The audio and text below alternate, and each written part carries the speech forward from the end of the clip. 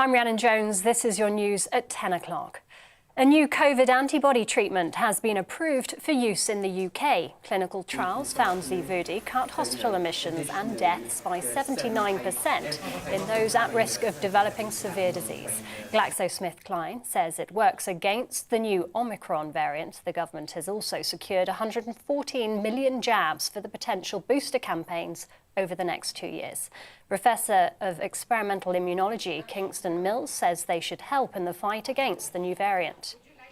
We do know that boosting did enhance not only the antibody response to the original Wuhan strain, but also the Delta strain and the Alpha strain that preceded it. So there's a good chance that we'll at least give some protection. So I think there's a strong case to be made for boosting now with what's available. Scientists believe they've found the trigger that causes rare blood clots after the Oxford AstraZeneca vaccine. An international team from Cardiff and the US thinks it now understands how the vaccine can sometimes cause a chain reaction in the immune system.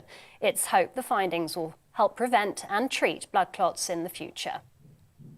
France has accused Boris Johnson of starting the row over migrants. President Emmanuel Macron reportedly described the Prime Minister as a clown and knucklehead as tensions ran high over the crisis in the Channel. Senior government sources say despite the comments, Mr Johnson continues to be a staunch advocate of the UK-France relationship. French politician Bruno Bonnell told GBNews the Prime Minister has only himself to blame for the international spat.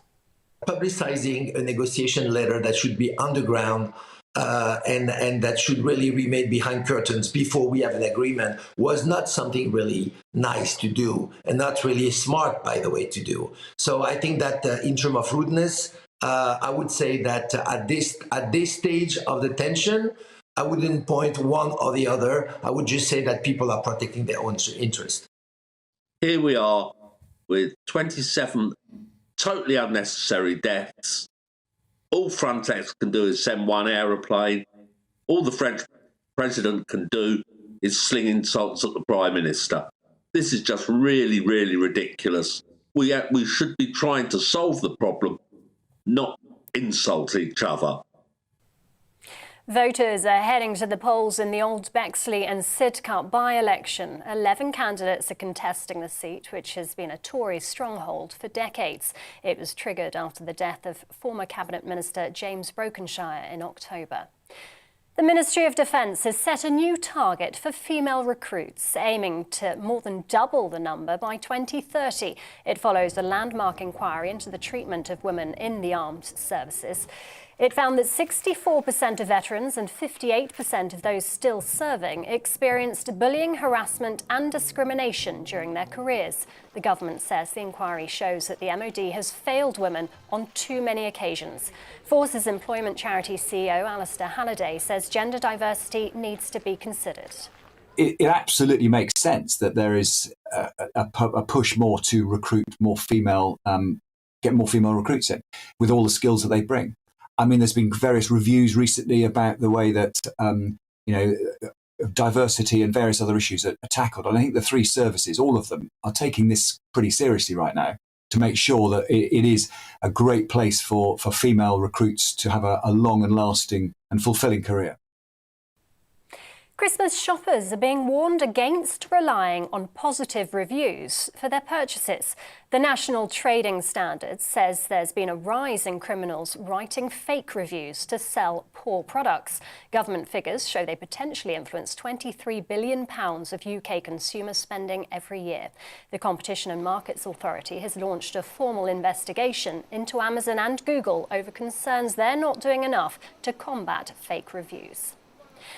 Some of the UK's biggest names have taken part in a short film highlighting the impact of homelessness at Christmas. 12 sirens screaming. 11 stops for sleeping. Celebrities including Chris Martin, Ellie Goulding and Dame Emma Thompson have lent their voices to an appeal for the charity Crisis. 12 Days of Christmas has been changed to describe the experience of the homeless over the festive period. And you're right up to date. I'll have the latest headlines for you in half an hour, but for now it's over to Patrick and Anaya for To The Point.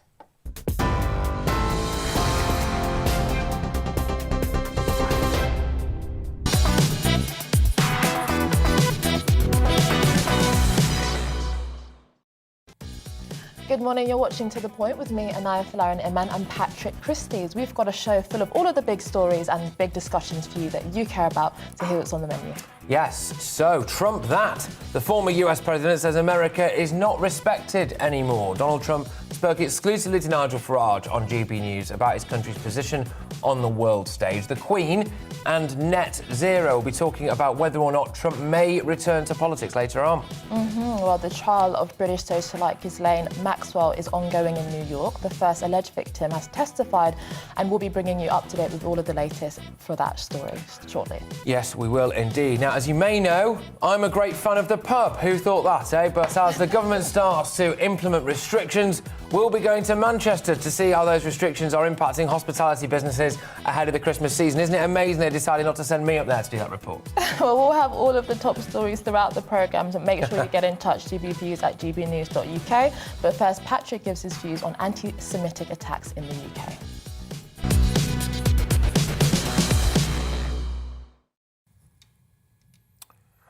Why is one kind of racism okay, but others aren't? I'm massively concerned about the undercurrent of anti-Semitism in this country, and I'm concerned that the police don't seem to take it quite as seriously as other forms of racism. We sat through a day of testimony from former Yorkshire cricketer Azim Rafiq, where there was a lot of anecdotal and unsubstantiated allegations of racism that have led to the complete tarnishing of various people's reputations and the destruction of their careers. This is not a comment on whether or not I believe Azim Rafiq. I've got no reason not to. But it's a question about why we take one form of racism, Islamophobia, more seriously than we take anti-Semitism. Take a look at this video that's coming up right now. It's filmed in London, I believe, and that appears to show a group of men spitting at, swearing at and intimidating a bus full of Jewish children. Bear in mind that it's Hanukkah as well. Just watch this.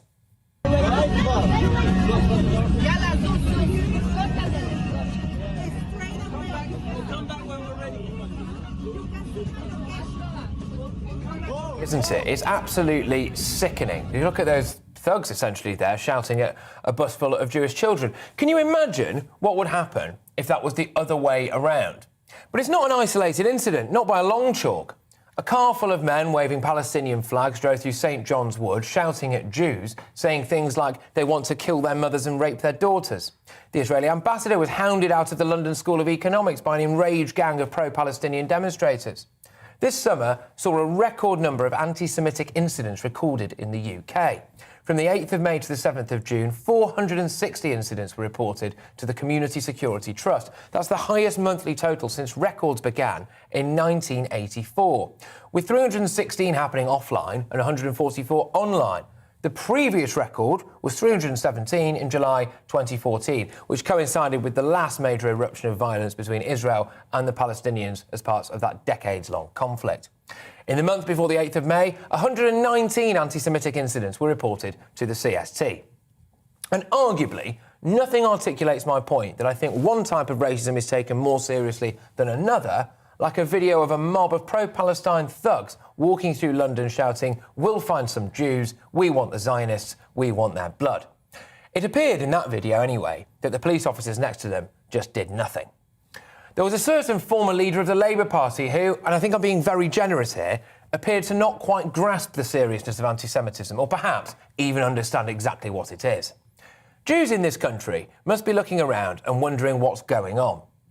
They could be forgiven for being terrified.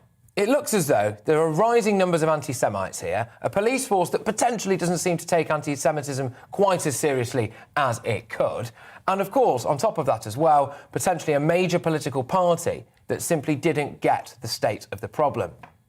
Why do Jewish primary schools have permanent security guards outside them? Did your primary school have that? Mine didn't.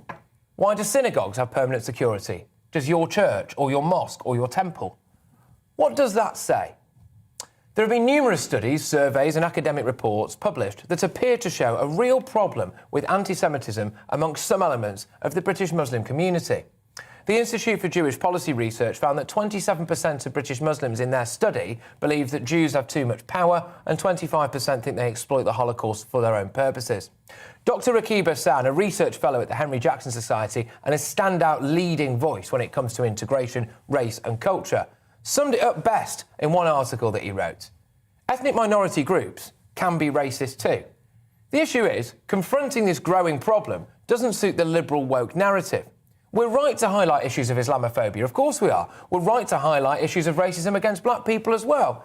But I'm worried that when Jews in this country are being racially abused, it all too often gets swept under the carpet because people can't get their heads around the idea that it's not just white people who can be racist.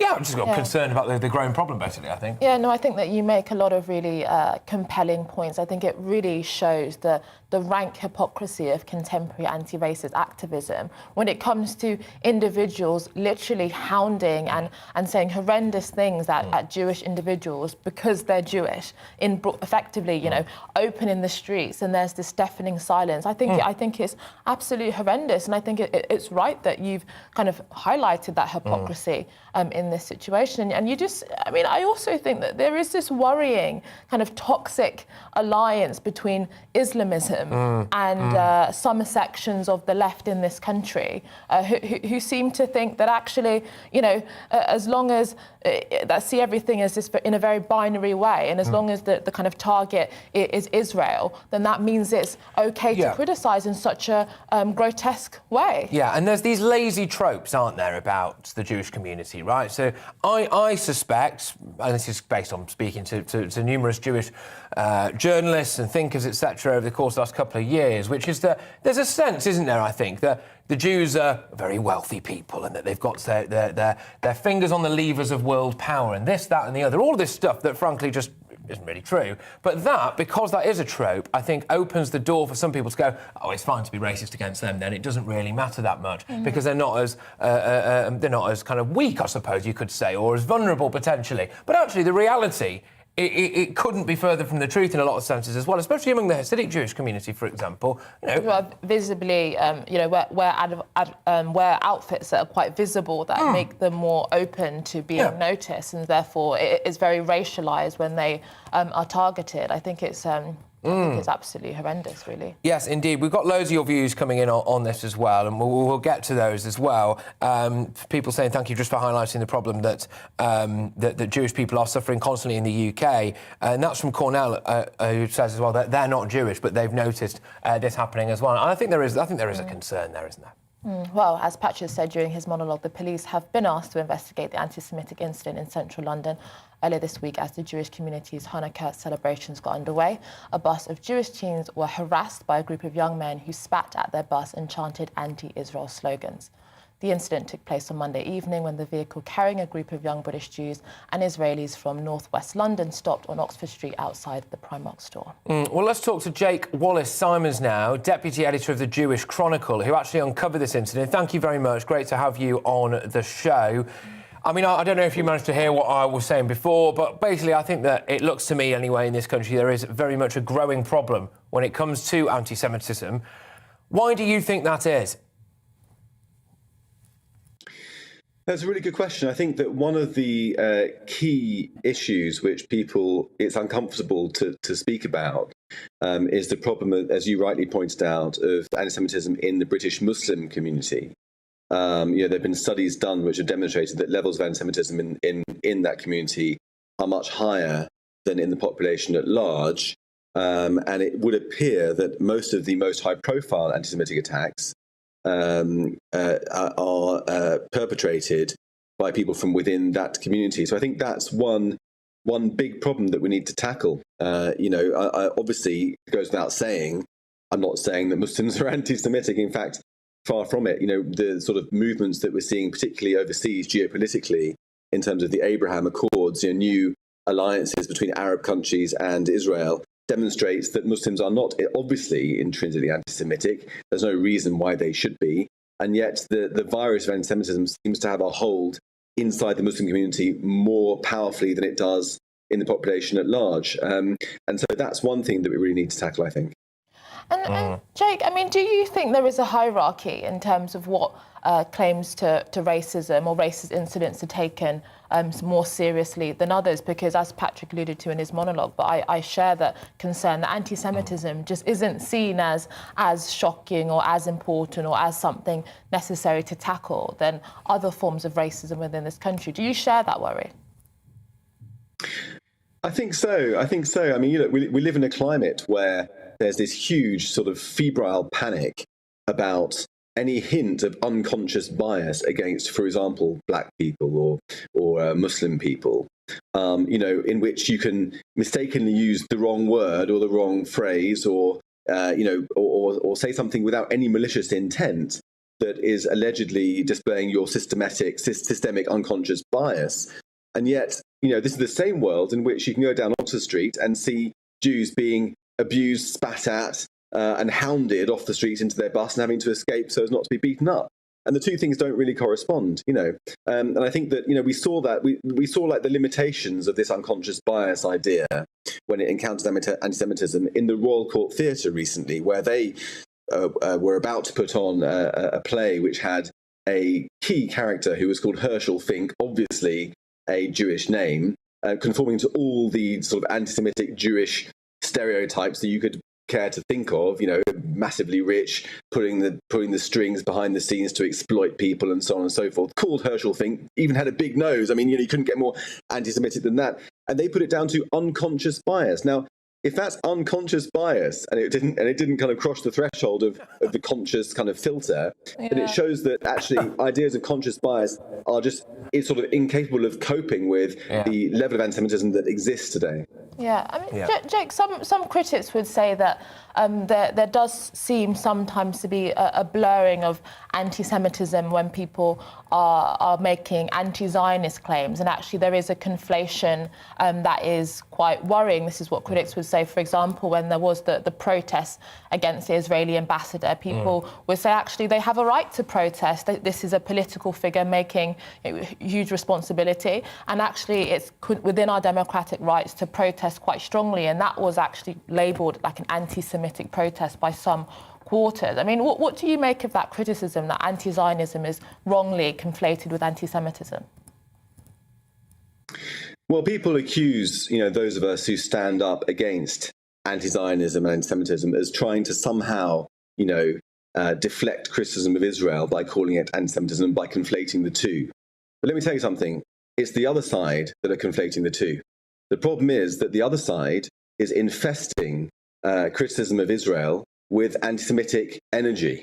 Why is it that they are criticizing Israel with such virulence and such determination in such vivid terms above any other country in the world, even countries like China that carries out actual genocide of Muslims? Why is it they focus on Israel rather than on China? The reason is that it's the energy of anti-Semitism that is informing the strength of their hatred of Israel. So it's them that are conflating the two, and it's not us pointing it out that are to blame. I mean, obviously, it's totally true that you can criticize Israel without being anti-Semitic.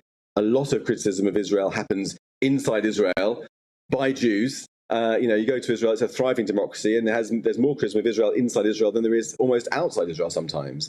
But it just isn't the case that anybody is trying to shut people down and stop people from criticizing Israel. Jews, embrace debate. There's that old joke about, 2 Jews and 3 opinions. We love debating and arguing and disagreeing in a good-humoured and honest way. But what we're talking about here is criticism of Israel that actually comes from an anti-Semitic root. Yeah, absolutely. And there are lots of concerns, Jake, of course there are, about this. And I think that the problem, unfortunately, looks as though it's getting worse and certainly not getting better. But Jake Wallis-Simons there, Deputy Editor of the Jewish Chronicle, thank you very much for bringing this incident to our attention and then coming on and talking about it. Massively appreciated. Well, look, after the break, we will be speaking to Overseas Strategic Advisor for the 2020 Trump Victory Campaign, Dr. Jan Harper-Hayes, about the possibility of Trump running again in 2024. But also now, I believe we're going to go to the weather. It's time to remind ourselves there's always another winter. Canary Islands sponsors the weather. Good morning. It's cold and frosty out there and icy in places as well. And overnight we've seen some sleet and snow that should be fading away over the next few hours. And for most it's going to be a fine and sunny day. But look at the isobars. Follow them all the way up to the north. That's where our air is coming from. That's why it is so cold out there. And these two little weather fronts have been providing more showers through the night and still providing a bit of sleet and snow for Wales, southwest England and down the eastern side of England as well, and across northeast Scotland. So, as I said, it could be quite icy out there this morning. Just bear that in mind. The showers do tend to fade as we go through the day. We'll keep one or two close to the east coast of England and northern Scotland, but for many it's a dry and bright day with quite a bit of sunshine, and those winds will be easing down, not as strong or as bitter as yesterday, but it's still going to be cold, 3 or 4 degrees at best for most of us. Quite quickly this evening, we'll see a frost reforming as the cold air sits in place, but then we start to see wet weather coming into Northern Ireland and across Scotland. Hitting the cold air, that could provide some snow to lower levels for a time across Scotland, but even also further south, Northern England, East Wales, the Midlands could see an hour or two of snow, and that works its way towards eastern England first thing in the morning. These are the minimum temperatures, but actually, as we go towards dawn, those temperatures will start to rise. So although we could see snow for a time, it'll soon turn back to rain. So it's mostly a wet start across the south. As I say, we could see a few flakes of snow across East Anglia and the southeast for a time tomorrow morning. But turning back quickly to rain, that area of rain clears, but it looks like we'll see further rain coming into the southwest as the day goes on. Quite a grey day then for England and Wales, but brighter skies further north tomorrow. Quite a bit of sunshine, just a few showers across the far northwest. Temperatures here 7-8 degrees, but in the south it's going to be milder again tomorrow. We're back up to double digits. Goodbye. Canary Islands sponsors the weather. You're watching GB News live across the UK and the world on our digital stream. GB News is Britain's news channel. We are the UK's home of discussion and debate from all perspectives. We are here for you. Don't forget to join our YouTube community by clicking on that subscribe button. And if you want the GB News app, you can click and catch up on programmes anytime. We love to hear from you, so email us. gbviews@gbnews.uk. Thanks for being part of the GB News family. My name is Andrew Doyle. Join me every Sunday evening at 7 p.m. for Free Speech Nation. This is a show where we address current affairs and news stories of the week with the help of two wonderful comedian panellists. I brought in comics because I want to give it a lighter edge, and also they work for less. See you there.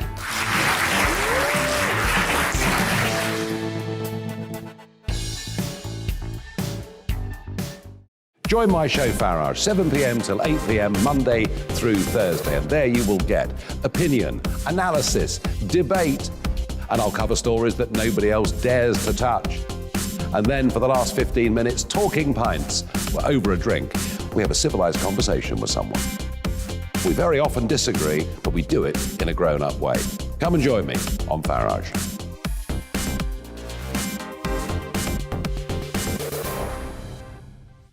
I'm Colin Brazier. I've reported from more than 70 countries around the world, covered wars from Afghanistan to Iraq, from Lebanon to the Balkans. I'm trying to bring that experience, that feel for events, to the studio. And something else, I'm ready to give an opinion. Today's stories with a spark. Brazier from 8 p.m. weekdays on GB News.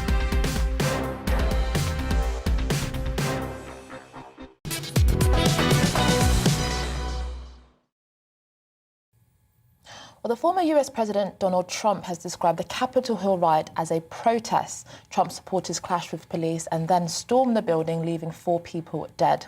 Yes, well, he spoke exclusively to the man himself, Nigel Farage, on GB News about the events of January the 6th. The insurrection took place on November 3rd. That was Election Day. And before and after. That was, to me, the insurrection. And the January 6th was a protest. But if you would have looked at the crowds, the size, nobody wants to talk about that. I believe it was the biggest and most people, and I've spoken to very big crowds. I have never spoken in front of a crowd that size. Nobody ever talks about that. And then, unfortunately, some bad things happened. Yeah, well, there you go. You know what? Regardless of whatever or not you think about what he said in that clip, I've missed this guy. Anyway, Trump also accused the Duchess of Sussex of being disrespectful to the Queen and the royal family. I think Harry has been used horribly. I think someday he will regret it. You know, a lot of people are saying I'm very good at the prediction business. I think someday he will regret it. He probably does already. I think she's very disrespectful to the royal family, but maybe most importantly to the Queen. And I just, from day one, I never got it. I never got it. I see her, I listen to her. She's trying to do things that I think are inappropriate, very inappropriate. But I think Harry's been used and been used terribly. It's ruined his relationship with his family. Completely. And it's really, really, I think it hurts the Queen. Well, the former US president also hinted that he might run for election again. Well, let's talk to Dr. Jan Harper-Hayes, Overseas Strategic Advisor for the 2020 Trump victory campaign. Thank you for joining us. I mean, do you think that there is a prospect of Donald Trump running again in 2024? Or is this just, you know, a lot of talk and a lot of momentum, but it's not actually likely? Well, first off, no one is going to say yes or no about it, because it would set off the 2024 campaign when our biggest concern happens to be 2022. So the supposition will keep on going until we pass the midterm elections of 2022. OK, all right, but obviously he was quite, well, relatively clear. I think, look, as Nigel Farage said, it was probably the strongest indication yet, anyway, that he might run again. And I think that's probably a fair way of putting it. Do you think, though, that him constantly banging on about the idea that the election was rigged, as opposed to maybe looking at some of the other elements of his campaign or for example, maybe highlighting some of the shortcomings of President Biden, you know, do you think that's actually going to do him more damage? Because it plays into the idea that there's a bit of a kooky conspiracy theory. Well, it depends on how you want to interpret that, because I listened to Nigel say people need to get off of thinking about November 3rd, 2020, and move on to the next elections with positive things. Here's the problem, and let's take away the big steal or any of that language.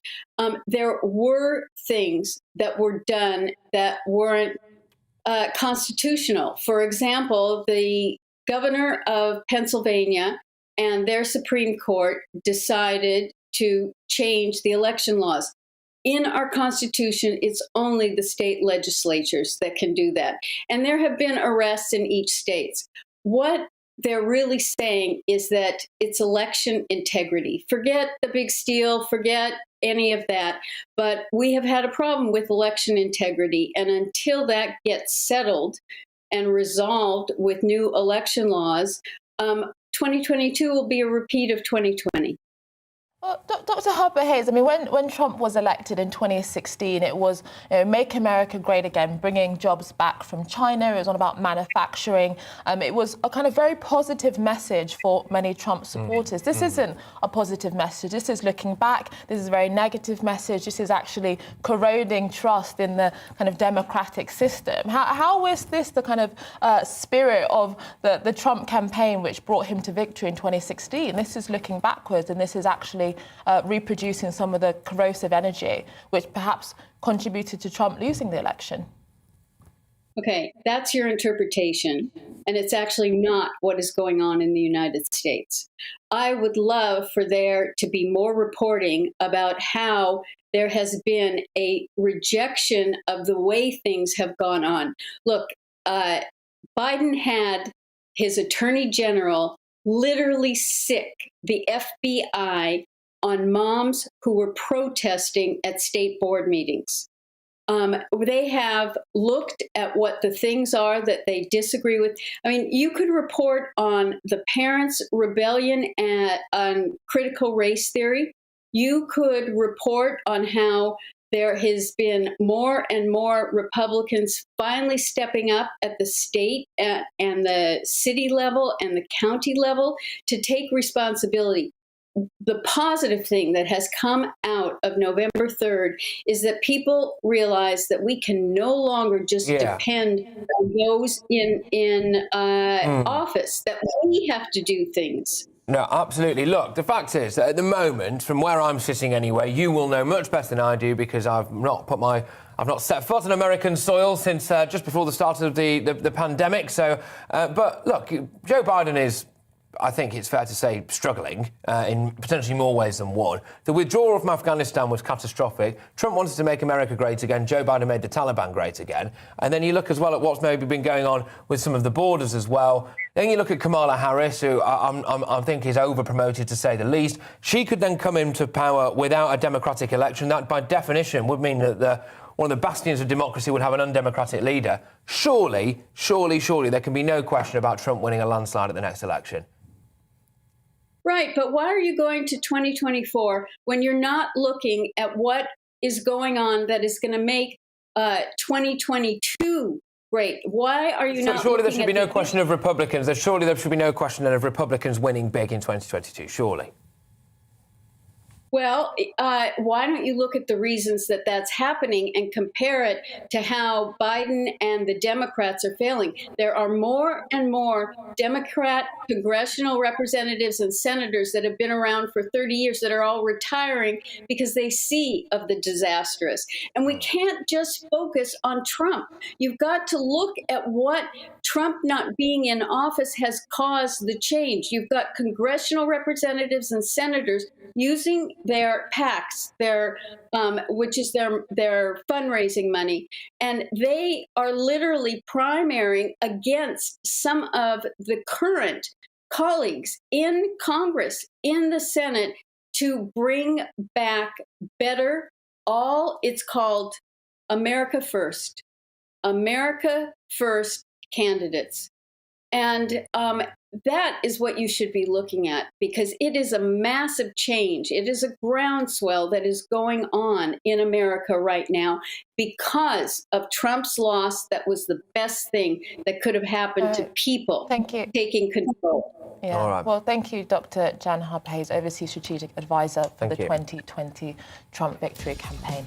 Yes, well, I do worry about this election fraud stuff, but we'll keep talking about that. We'll keep coming back to that, I think, because it's a very divisive issue, and it's not one that you can just sweep over, is there? I mean, I know that you've got some good points about it as well. After the break, we'll be bringing you the latest developments from the Ghislaine Maxwell trial, which is well underway in New York, so you won't want to miss that. But before that, here's a look at this morning's headlines.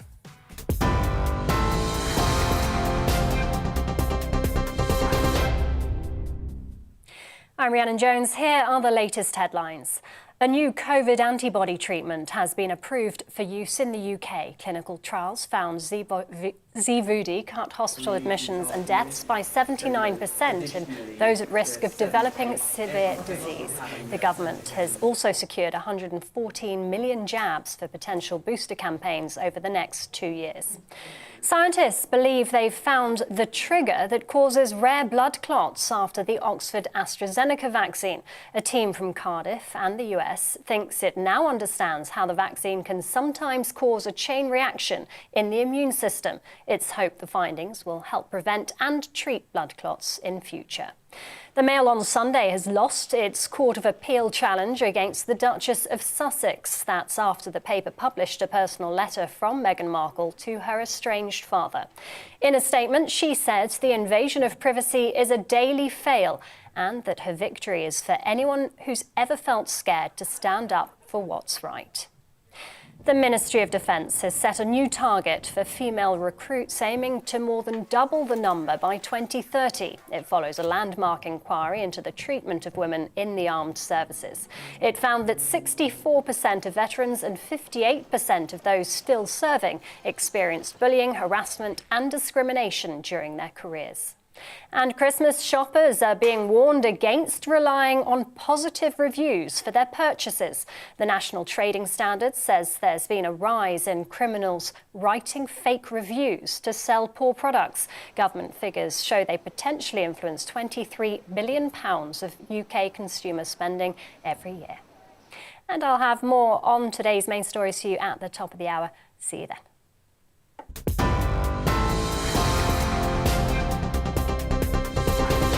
You're watching GB News live across the UK and the world on our digital stream. GB News is Britain's news channel. We are the UK's home of discussion and debate from all perspectives. We are here for you. Don't forget to join our YouTube community by clicking on that subscribe button.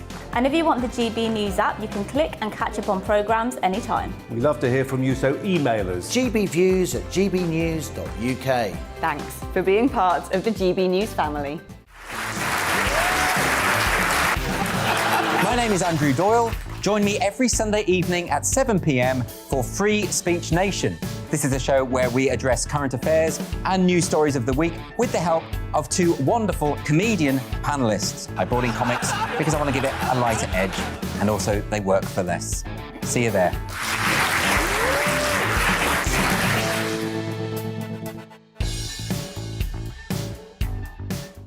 Join my show Farage, 7 p.m. till 8 p.m. Monday through Thursday, and there you will get opinion, analysis, debate, and I'll cover stories that nobody else dares to touch.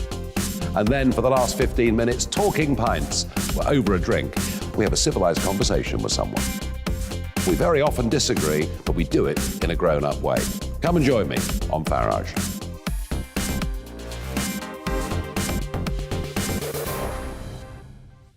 I'm Colin Brazier. I've reported from more than 70 countries around the world, covered wars from Afghanistan to Iraq, from Lebanon to the Balkans. I'm trying to bring that experience, that feel for events, to the studio. And something else. I'm ready to give an opinion. Today's stories with a spark.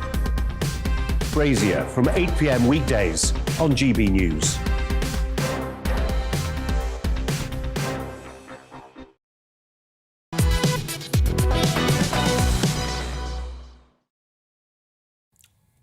Yes, morning everybody. Now, British socialite Ghislaine Maxwell's trial in New York City on sex trafficking charges continues. Prosecutors opened the trial on Monday, alleging that Maxwell preyed on vulnerable young girls, manipulated them, and then served them up to be sexually abused. Well, Maxwell denies all charges. Her defence claims that she's being used as a scapegoat for her former partner, convicted sex offender Jeffrey Epstein.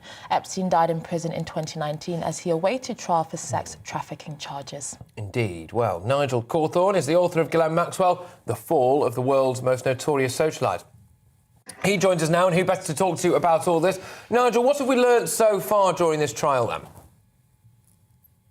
Well, we've learnt the defence tactics, which is essentially to attack the witnesses and undermine their credibility. It's very interesting that both Ghislaine Maxwell and Prince Andrew, in his separate case, attacked. We'll get Nigel back, don't worry. I'm sure it'll just be a matter of seconds before Nigel returns. But that is a really interesting point that he's made there, though, isn't it? That seems to be the line of attack, as it were, from the defence at the moment, which is basically to try to discredit the memories of some of these supposed alleged victims and witnesses, etc.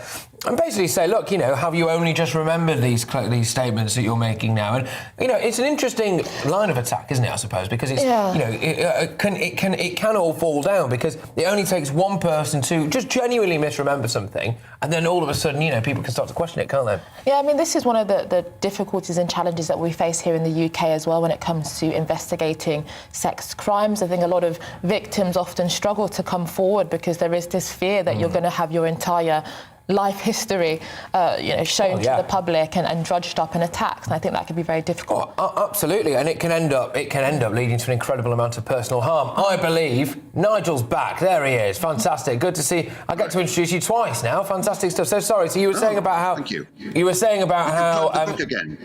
yeah. Go on then. Ghislaine Maxwell, The Fall of the World's Most Notorious Socialite. Yeah, he doesn't miss a trick. But on a more serious note, So look, the defence is going on the attack, aren't they? Indeed, this was always going to be their tactic, and the other tactic is, as you said in your introduction, that they're going to make out that Ghislaine Maxwell is a victim of a very manipulative man, Jeffrey Epstein, who we know is a convicted paedophile.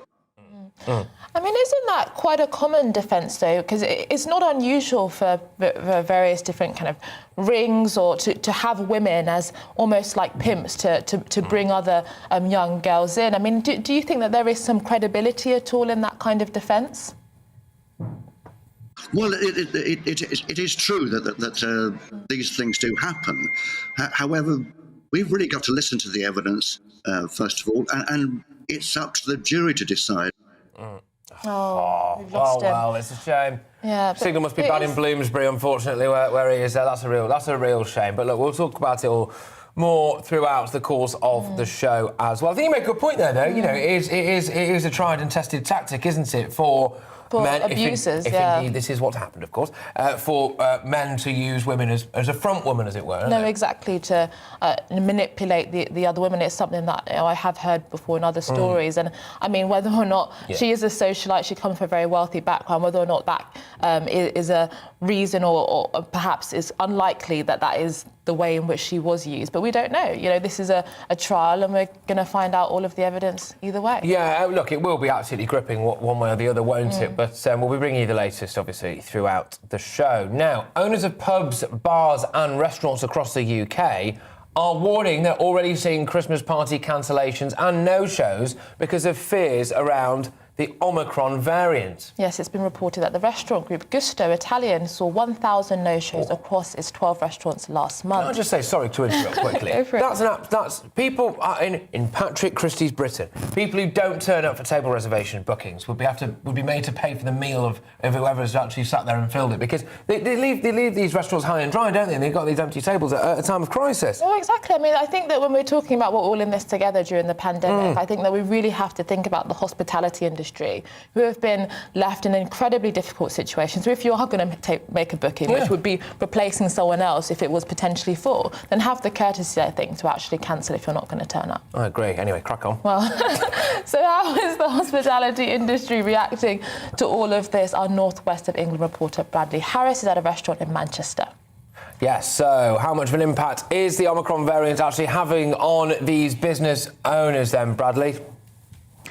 December is a busy month for the hospitality industry, with many people booking Christmas parties, booking tables to meet family and friends over the festive period. But industry leaders, people who own pubs, bars and restaurants, have been calling for people to keep their bookings. Some places, like this restaurant that I'm in now, have seen high volumes of people cancelling bookings and actually some people not showing up altogether. This is all around the fear of this new Omicron variant. Of course, there are other reasons that people cancel too, but certainly people are having concerns over their safety. Of course, the government is still trying to work out how much of an impact this variant will have on people's lives. But with me now, I've got Antonia, who's the brand sales manager at Gusto Italian. Thanks so much for joining us on GB News. I just want to ask you, how much of an impact has Gusto Italian seen in terms of people cancelling in the last week or so, as we've seen these announcements on restrictions from the government, this new variant? Is it having an impact? Absolutely, and it's really quite instantaneous as well. You know, as soon as that announcement came out from the health chief saying don't socialise, cancellations went through the roof instantly. That evening we had a really high no-show rate. No-shows are normal, you know, you do get them, but it's certainly increased since that announcement. And this week especially, with so much uncertainty, mixed messaging, we've just seen our cancellations for the whole of December skyrocket. It's gone massive. Yeah, I know Sasha Lord, the nighttime economy advisor for Greater Manchester, did speak out about this and said that mixed messaging is having an impact on operators, staff's mental health. Of course, we're talking about the Prime Minister Boris Johnson, who came out and said, don't cancel your Christmas plans. Hours after a senior UK health official said, actually limit your social contact. When somebody doesn't actually show up to a booking, just spell it out for us. What does it mean for the business? Well, when you think about what goes into that booking, so you have a certain amount of covers booked for the week. You do your rota, so you pay staff to come and cover those shifts. You order the food, you order the drink, you decorate your restaurant because you know you're going to be busy, you get your menus printed. There is so much that goes into what we assume is coming into our restaurant. We plan for that so much. So when we get a high number of no-shows, it just cuts money straight out of the business. It affects everybody. We have to send staff home if there's no one for them to serve. The hours get reduced. We just can't plan. We can't plan anything. And especially at the moment when we've had such an awful year, we've been open and closed. We just can't operate like this. It's not sustainable for us and for any hospitality operator. Well, it has certainly been a turbulent time for the hospitality industry. Good to chat to you. That's Antonia, the brand sales manager at Gusto Italian. It's interesting, isn't it, how people are starting to see the impact from something like a new variant. Of course, like I say, there are other reasons why people cancel bookings, why they don't show up. But certainly there is an impact from this new variant. It'll be interesting to see how much of an impact it will make in the next few weeks. Thank you. Well, that was Bradley Harris on Northwest of England, reporter telling us about the impact of this new variant on the hospitality industry and many people cancelling their bookings, which is leaving some sectors hanging out to dry. Yes, indeed. Well, we're going to go into the inbox now, gbviews at gbnews.uk, to find out what some of your reactions have been to a couple of our main stories of the day. We decided to lead in the show with some devastating images, really, that came out in London of, well, essentially a bus full of Jewish children being victims of anti-Semitic abuse, spitting, shouting, intimidation. Lots of people getting in touch on that. That video is disgusting. I think that this isn't going away anytime soon. Question marks as well. This is Steve's view, of course, as to whether or not this is fuelled on a little bit by some members of the extreme left. Well, fine, maybe not. Also, someone's getting in touch about the Donald Trump story. Of course, Nigel Farage interviewed Trump yesterday. It was huge. But a lot of people are saying that actually the election, in their opinion, was rigged. Get your head out of your backside, Patrick. Everyone knows that it was rigged. You've got some interesting views on this. I don't think everyone knows it was rigged. I think that is incredibly disputed. And I also do think about, when Trump was elected, that the Democrats spent 4 years essentially saying that it was all part of a Russian collusion. And that actually was part of something that corroded trust in the democratic system. And I think that you don't really fight fire with doing the same thing. But what I do have sympathy with is this idea that huge sections of the American population have been cut out of democratic decision-making. A lot of the rugged heartlands of America are often demonised. We had Hillary Clinton saying the basket of deplorables. And I think that sense is really bad for democracy. So in that sense, I think people might feel that it's been rigged in the sense that they don't feel that they really trust the system. But whether or not it is empirically true or objectively true that there was fraud, I think I'm not sure that this is the kind of narrative that I think would do Trump any favours in the long term. No, it is interesting. I speak fairly regularly anyway to people who were around the Trump campaign now. And the line in America, absolutely from a core sector of Republicans, is 100% this election was physically rigged. And the issue that they have there is that there's not a huge amount of overwhelming proof. What I would say is that I think the demonisation of a lot of Trump supporters, and you made some good points there, I think that the media bias in America, I think, is something else. Where's the vision? That's an element of rigging, isn't it? This is what I was saying in the earlier interview. Where is the political vision? We heard before about rebalancing trade deals, make America great again, bringing jobs back home, manufacturing, energy independence. That's actually something for people to vote for. What are they voting for right now if they do vote for Trump? I don't know. Yes, and John has jumped the gun here because John has raised something that we're going to go on and talk about in the coming hour, which is Emmanuel Macron. And Emmanuel Macron's quite strong rhetoric towards Boris Johnson. He called him a knucklehead, didn't he? Yeah. Which I think is all diplomacy's gone out the window, I suppose. I'm no longer a fan of Boris, but Macron has no idea of diplomacy. If the French are sensible, Macron's reign will be a thing of the past. And that's John's view, of course. Well, look, John, we're going to be going on and talking about that shortly. Yes, well, in other news, Meghan Markle has won a legal battle with the publisher of the Mail on Sunday over a letter to her estranged father. Meghan, 40, had sued Associated Newspapers Limited over 5 articles that reproduce parts of a personal and private letter to Thomas Markle, 77, in August 2018. Well, the Duchess won her case earlier this year when a High Court judge ruled in her favour without a full trial. And roughly an hour ago, 3 senior judges dismissed A&L's appeal. Well, and joining us now is Mark Stevens, media lawyer at Howard Kennedy. He's joining us on the phone right now. I mean, what do you make, Mark Stevens, of the developments in terms of this Mail on Sunday fiasco with regards to Meghan and the letter and everything like that? Do you think that this is doing Meghan any favours? I think in the short term, of course, she's won this battle. But in her war with the media, I think there's going to be long-term problems because they, I think, feel that they haven't been treated particularly well by her, as she obviously thinks they haven't treated her very well. But in the long run, she needs them more than they need her. And whether they give her positive press or negative press, I suspect she's in for a long bout of negative press. Yeah, and Mark, you mentioned that she needs them more than they need her. One of the things that I worry about is with royal family members and often celebrities suing the press, is this an attack on press freedom? I mean, they benefit from having their name within the media and talking about them in the articles, but as soon as someone says something they don't like, then they use their position to silence criticism and discussion. Is this an attack on press freedom in your view?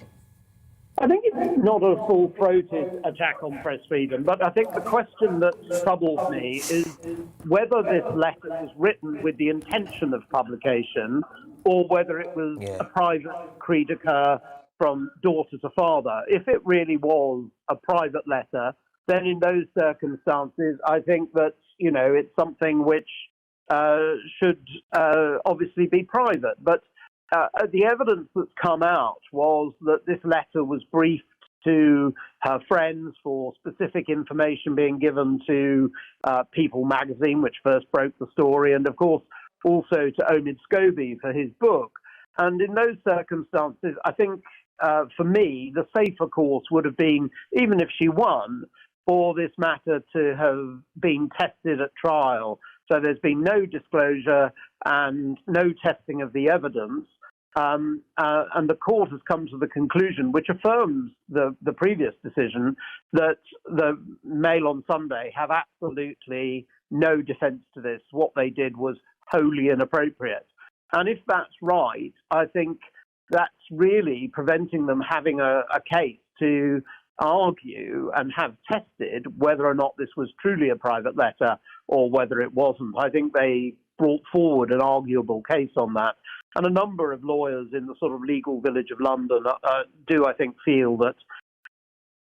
Yeah, I mean, do you worry about that? Is there a kind of blurring of the lines between the private and the personal when it comes to these figures? We know that Thomas Markle has been speaking about his daughter, you know, in many different sections of the media. And so when it comes to these figures, is there a less clear-cut boundary between private and public? Yeah, although we have actually developed something that we call the red carpet rule. So when you're on public display or when you're putting something into the public domain, then that's fair game. But if it's not in the public domain, then in those circumstances, it's private.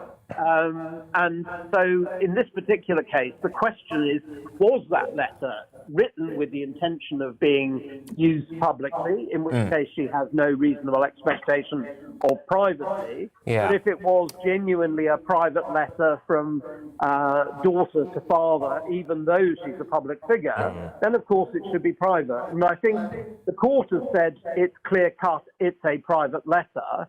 I think the evidence is less clear-cut than that, and I suspect that the Mail on Sunday won't leave it there. They will feel that they have to appeal yet again to see where this goes. Well, it's not going to go away anytime soon. Mark, thank you very much. Mark Stevens, their media lawyer at Howard Kennedy. Just from a practical kind of journalistic level on this, one thing that used to happen in the bad old days or the good old days, depending on which side of that particular fence you were on, as an old school hack, as it were, they used to quite often in newspapers, and certainly some of the red top, print things that they knew weren't true about people. There's no indication, by the way, this is what's happened here. Print things that they knew weren't true about people. And the reason why that person who was maybe just a kind of Z-list celebrity or a C-list celebrity didn't then take them to court about it was because the threat would be, if you do that, then we'll never write anything good about you again, and we'll never write any articles about you again, and you need us in order to further your career, right? And I can't help but feel now, if Meghan and Harry wanted to try to stop negative press in this country, they've probably gone exactly the wrong way about doing that, really, is my personal view. But, you know, obviously, if they feel like their privacy was genuinely infringed, then so be it. Yeah, I mean, I do worry about this import from America, everything very litigious. It's like suing and legal action and libel. Good point.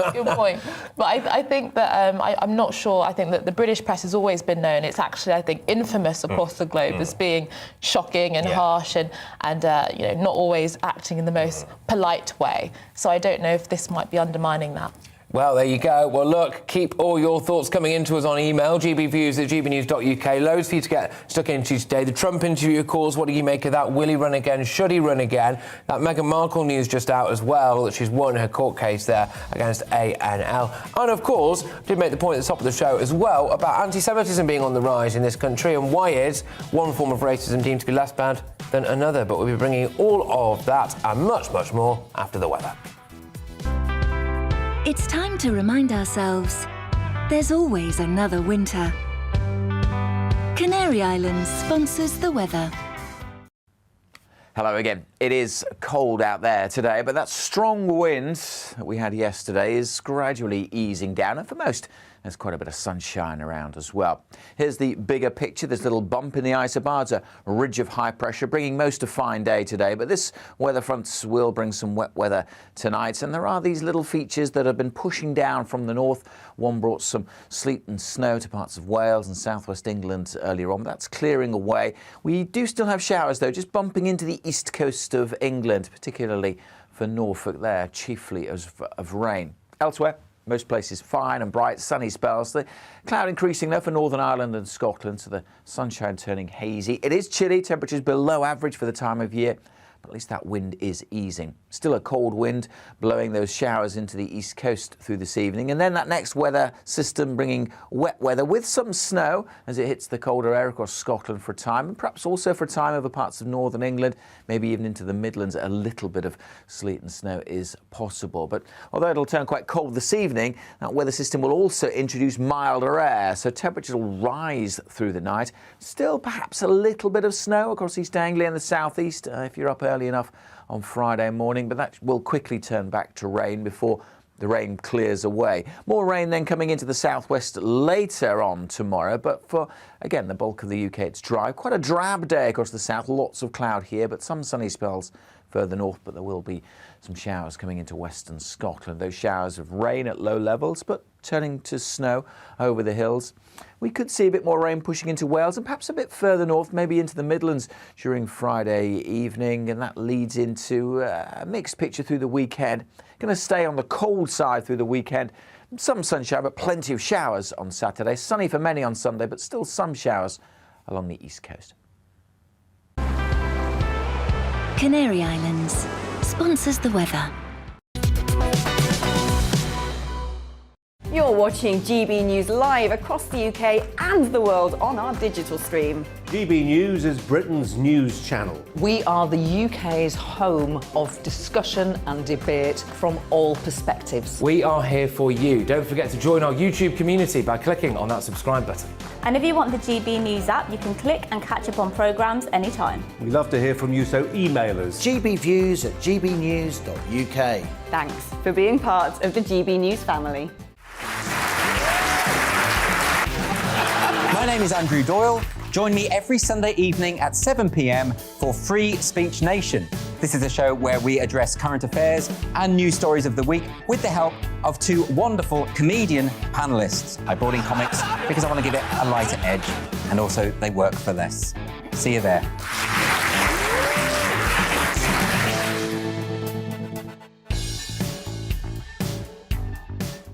Join my show Farage, 7 p.m. till 8 p.m. Monday through Thursday, and there you will get opinion, analysis, debate, and I'll cover stories that nobody else dares to touch. And then for the last 15 minutes, talking pints. We're over a drink. We have a civilised conversation with someone. We very often disagree, but we do it in a grown-up way. Come and join me on Farage.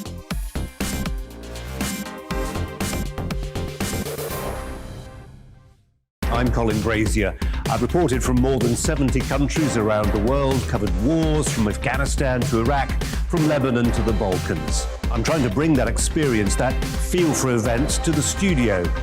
And something else, I'm ready to give an opinion.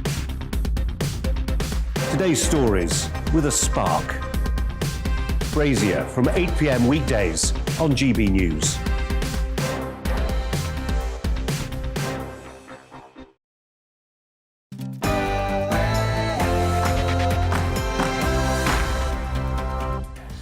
Good morning, everyone. You're watching To The Point on GB News with me, Patrick Christys, and the wonderful Inaya Lauren Iman, and we are here all the way through until midday with a show full of all the biggest stories and the biggest discussions. Yes, absolutely. Well, make sure you get in touch with your views. GB News at GB Views, as usual. We'll be reading that all throughout the show. But first, it's time for the latest news.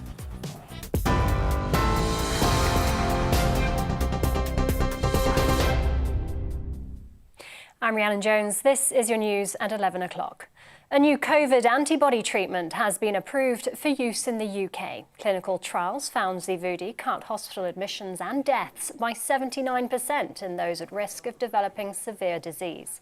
GlaxoSmithKline says it works against the new Omicron variant. The government has also secured 114 million jabs for potential booster campaigns over the next 2 years. Professor of Experimental Immunology Kingston Mills says they should help in the fight against the new variant. We do know that boosting did enhance not only the antibody response to the original Wuhan strain, but also the Delta strain and the Alpha strain that preceded it. So there's a good chance it will at least give some protection. So I think there's a strong case to be made for boosting now with what's available. Scientists believe they've found the trigger that causes rare blood clots after the Oxford AstraZeneca vaccine. An international team from Cardiff and the US thinks it now understands how the vaccine can sometimes cause a chain reaction in the immune system. It's hoped the findings will help prevent and treat blood clots in future.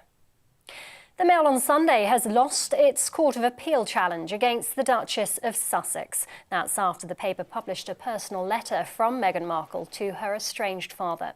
In a statement, she said that the invasion of privacy is a daily fail and that her victory again cements that the paper broke the law. France has accused Boris Johnson of starting the row over migrants. President Emmanuel Macron reportedly described the Prime Minister as a clown and a knucklehead as tensions ran high over the crisis in the Channel. Senior government sources say despite the comments, Mr Johnson continues to be a staunch advocate of the UK-France relationship. French politician Bruno Bonnell told GB News the Prime Minister has only himself to blame for the international spat. Publicizing a negotiation letter that should be underground and that should really remain behind curtains before we have an agreement was not something really nice to do and not really smart, by the way, to do. So I think that in terms of rudeness, I would say that at this stage of the tension, I wouldn't point one or the other. I would just say that people are protecting their own interest. Here we are with 27 totally unnecessary deaths.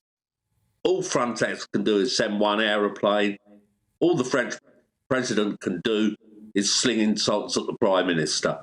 This is just really, really ridiculous. We should be trying to solve the problem, not insult each other. The Ministry of Defence has set a new target for female recruits, aiming to more than double the number by 2030.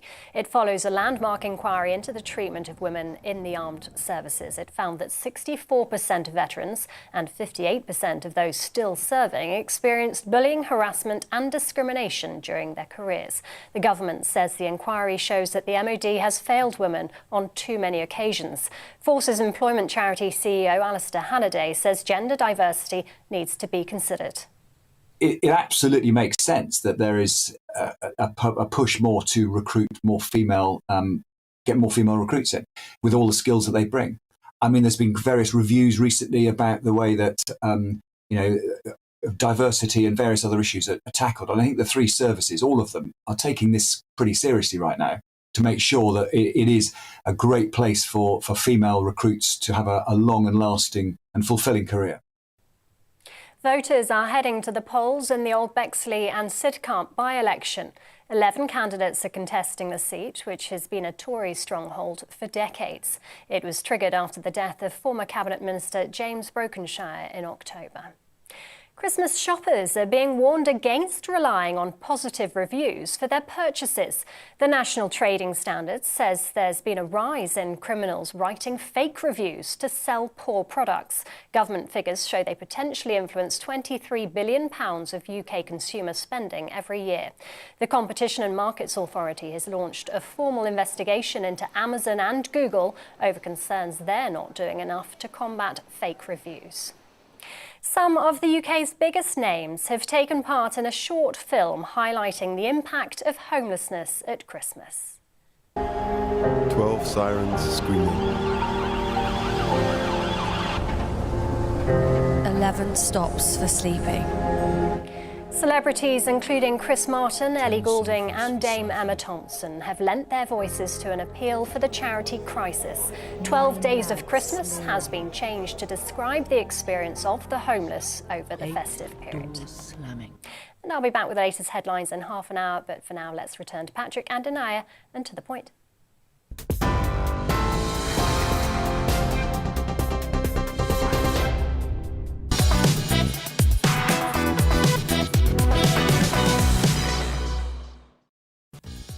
Good morning, you're watching To The Point with me, Anaya Falarin-Iman and Patrick Christies. We've got a show full of all of the big stories and great discussions that you care about, so here's what's on the menu. Yes, well, the UK government orders more booster jabs to protect from COVID variants, but do we need them?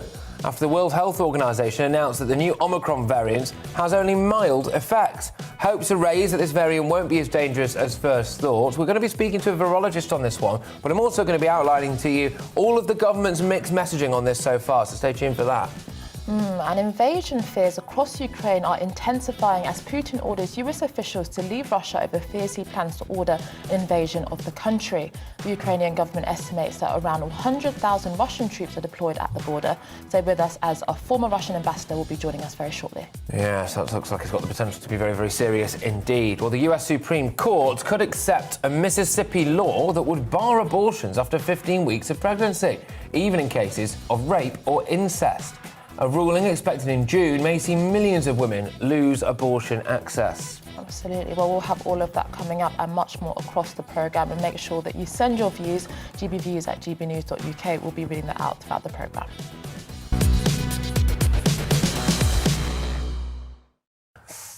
Well, a World Health Organization official quoted by Reuters news agency has said that most Omicron cases are mild and there's no evidence to suggest that vaccines may be less effective against the variant. Yes, but the official said some mutations of the virus indicate an increased risk of quicker transmission. Speaking on behalf of the organisation, they said more than 40 different mutations have been identified, with the Omicron variant adding there is still a lot of unknown about this new strain. And it's being reported that South Africa's National Institute for Communicable Diseases has said they believe infections of Omicron will be less severe. Yes, it's interesting stuff, isn't it? And I think it does at some point now start to beg the question, why on earth then are we making such a big deal out of this whole thing? But Lawrence Young is a professor and a virologist at the University of Warwick, so we can talk to him now. Lawrence, thank you very much. I mean, look, let's get down to your bread and butter first, right? So the more technical elements of things for people that, frankly, idiots like me have got no idea about. So how does a virus mutate? So a virus, all viruses tend to mutate at some rate or another. They mutate because as they grow in our bodies, and their main reason for causing disease and for spreading is that they grow and reproduce often millions and millions of copies of themselves, but that process is not 100% accurate. So as they copy themselves in our bodies and grow and form new viruses, some of them change. And some of those rarely change in a way that makes the virus either more infectious or more able to dodge the body's immune system. It makes the virus more able to spread. And that happens all the time. It's been happening with coronavirus since the very beginning. And it's just a numbers game. The more people are infected, you've got millions and millions and millions, trillions and trillions and trillions of viruses being produced. This can happen. This variants can be thrown up that are more infectious or more able to evade the immune response. Absolutely. Now, the World Health Organization has come out and said what they've said. It appears to be relatively mild as far as they're concerned. South Africans have said something similar as well. So, this is good news, isn't it? Can we all stop worrying about Christmas now? I think we should be worried about Christmas because of Delta, to be honest with you, but that's a separate discussion. Because we're still very, it's worth just one second on this, because if you look at the levels of infection currently in South Africa, they are increasing. This Omicron variant is spreading, but we still have 10 times as much infection in the UK with Delta as they do with Omicron in South Africa. Putting that to one side, I still think it's early days. Now, the worry about this, of course, was if you look at this virus, it's got so many blooming changes in it. It looks like all the other variants we're worried about, all in one virus. And that's the concern. Having said that, one needs to get it into perspective. And I think what we're seeing is the interesting early and anecdotal reports from South Africa that suggest that this virus is more infectious, but is resulting in mild disease, particularly in those, actually, who are vaccinated. So it may be that if you're vaccinated, you'll be protected. We believe, looking at the virus, that if you're fully jabbed and boosted, you're very likely to be protected from severe disease. But to be frank, we just don't know. And the frustration for everybody I know is that we've got to wait a little bit longer just to get more data. Professor, you mentioned that we're encouraging people to get the jab so they are protected, but we have heard an increase recently in rhetoric against the so-called unvaccinated, and people saying things that this is a kind of pandemic of the unvaccinated, that they are almost even responsible for the fact that we are still having to go through measures. What evidence is there actually for people that don't have a vaccine in any way contributing to the pandemic or new variants and things like that? Is there any actual empirical evidence for that? I don't think there is any evidence about that. The only issue is, of course, is that hospitals in this country and around the world get full up of people who are not vaccinated. Once they get COVID, they get sick. So we know that the enormous protection that vaccination gives from disease. And I can think, just think about the position we'd be in if we didn't have the vaccine. Think about where we were a year ago. Yeah. An important date, because today, a year ago, was when the MHRA approved the Pfizer jab, the first vaccine to be approved. Was that the day we got to see Matt Hancock cry whilst laughing, whilst looking confused on the news that morning? He did about 15 different things with his face at once, didn't he? I'd rather not remember that image. But anyway, the point is, no, we shouldn't be blaming unvaccinated people. These variants generate in people who are often immune compromised in some way, but they generate all the time. And it's just so what this tells us, I think, is something really important, that if we're really going to control this pandemic, of course we need to look after ourselves and make sure we're controlling it locally. Vaccination and some of these other measures are important, but also we have to control it globally. And what you've got in South Africa is very relatively low levels of vaccination. So it's in all our interest to make sure we get vaccines all over the world. That will stop the spread of the virus, and it will stop it throwing up these I call them scariants. It will stop scariants being produced, and we can all get back to some form of normal life. So you say, we should all get back to some form of normal life at some point, but how do we do that when we know that there's going to be new variants, they're going to be mutating, and that is just the reality of a virus? Doesn't it have to come from a shift in mentality where we kind of recognise that at some point we're going to have to accept that perhaps COVID is going to be with us for a very long time, and so life has to go to some form of normality, not shutting down, locking down every time there's a new variant? Absolutely. So we need to learn to live with the virus. And there are two ways we're going to be doing that. One is by understanding the virus more in the immunology and hoping that booster jabs protect you for at least a year, possibly modifying the jab so that every year, in the same way that the flu jab is modified, the COVID jab could be modified to take into account variants. But it looks like some of the existing vaccines will protect against all variants anyway, but that's being developed. And then the other thing is, the virus we're going to settle into some accommodation with this virus. It isn't going to disappear off the face of the earth, sadly. It will continue to infect and continue to spread. But if we can get vaccines out to lots of people across the world, we can control it. And in time, it'll become part and parcel of the annual colds and flu that we get in the winter months, but that takes some time. It's not going to disappear, and we can't restrict our lives forever. But we're in this interesting phase now where we just need to get vaccines out to as many people as possible. I'm quite keen to get your view on some mixed messaging from our government. I've got some notes in front of me here. So Boris Johnson's stance, at least today anyway, is don't cancel your Christmas party. We've got Health Minister Gillian Keegan, continue with your festive plans. Health Secretary Sajid Javid said take a test and wear a mask. Therese Coffey says no snocking under the mistletoe. Not sure that'll be a problem, Therese. George Freeman, don't invite more than 5 people round, apparently.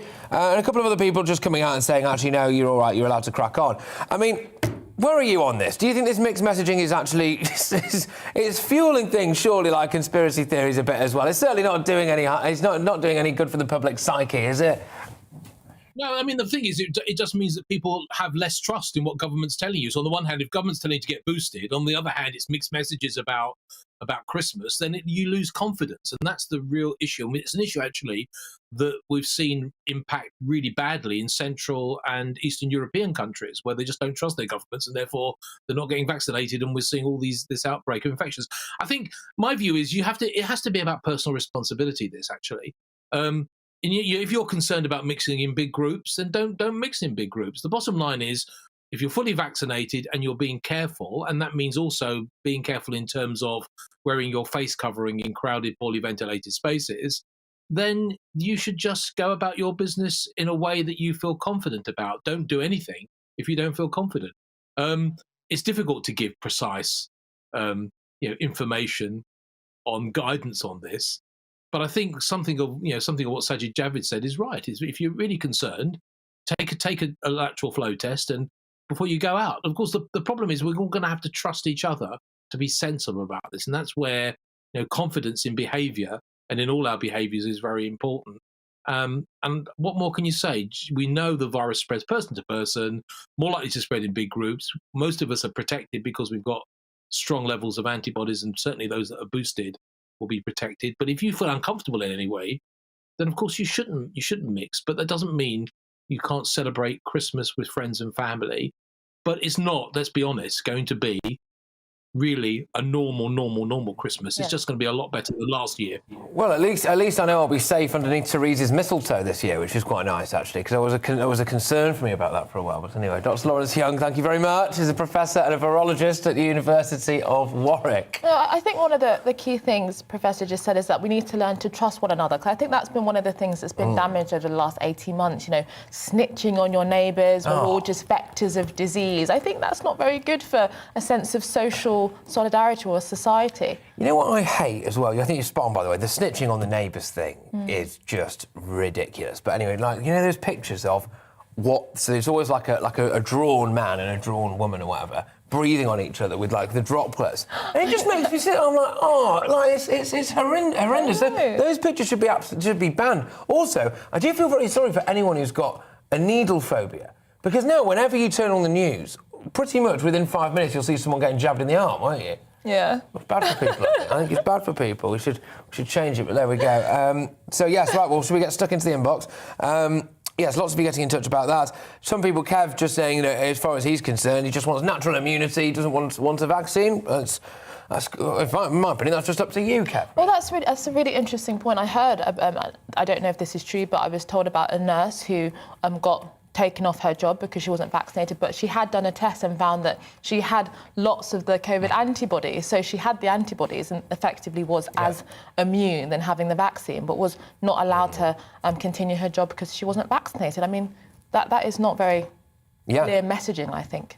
John is asking something that I must admit I hadn't personally thought about, which is if we continually have vaccines for COVID variants, are we going to go down the same path as antibiotics? In other words, at what point do the vaccines start to do nothing at all? I'm not sure that's exactly how the vaccines work. We were talking a lot about a rise in anti-Semitism in this country, and I kind of made the point as well that I think it's not called out or too often, because it does seem to me as though things like Islamophobia, for example, are taken a lot more seriously than anti-Semitism, and do you really think that? I think that's the perception, yeah, I think. I don't think... I'm not sure that's completely true. I mean, there was an investigation, people calling for an investigation into the Tory party for their Islamophobia, and I don't think that anything was really done about that. I'm not saying it's a competition. No, that's true. But I just think I think racism, anti-black racism, is seen as stronger than any other form of racism. Yeah, well, look, let us know what you think. GBViews at gbnews.uk. But after the break, Russian leader Vladimir Putin has ordered US officials to leave Russia as fears mount about him planning an invasion of Ukraine.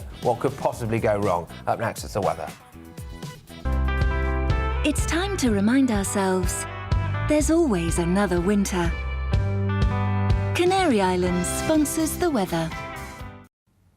Good morning. It's cold and frosty out there and icy in places as well. And overnight we've seen some sleet and snow.